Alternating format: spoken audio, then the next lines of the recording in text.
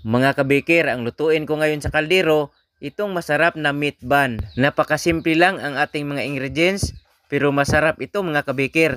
At napakadaling gawin lang. Baka gusto ninyong gumawa, panoorin ninyo ang video, napakadaling gawin lang. Ito ang ating mga ingredients. Ito is sinulat ko lang sa screen. Pero magsulat pa rin ako ng recipe sa comment section mga kabikir. Sa pagluto ng palaman, madali lang ito mga kabikir. Sundan nyo lang ang ingredients. Pwede rin kayo magdagdag mga kabikir ng ingredients. Kung gusto nyo sumara pa ang ating palaman. Palambutin lang natin ang ating meat. At maglagay lang din ako ng 1 tablespoon cornstarch.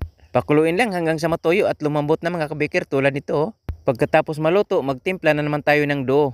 1 3/4 cup first class flour, 1 teaspoon instant dry yeast, 2 tablespoon sugar, 1/2 teaspoon salt, 1 teaspoon powdered milk, 1/4 teaspoon dubrem or bread improver, 1/2 cup and 2 tablespoon water. Nunaw ko ang sugar saka ko inilagay ang 1/8 cup vegetable shortening. Pwede rin margarine o butter ang ilagay dito.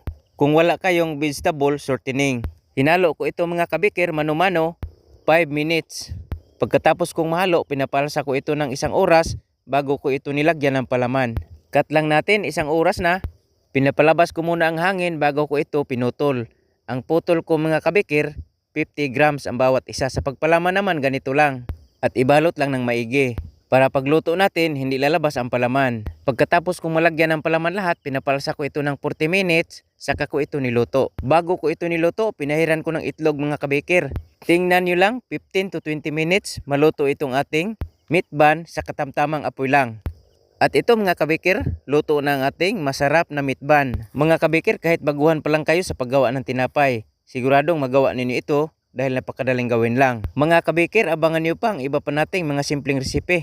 Marami pa tayo mga simpleng resipe mga kabikir na pwede nating magamit sa pangnegosyo, pwede rin sa pangmerienda. Mga simpleng resipe ng tinapay na pwede nating lutuin sa kawali, sa kaldero at sa oven. Mga kabikir, maraming salamat.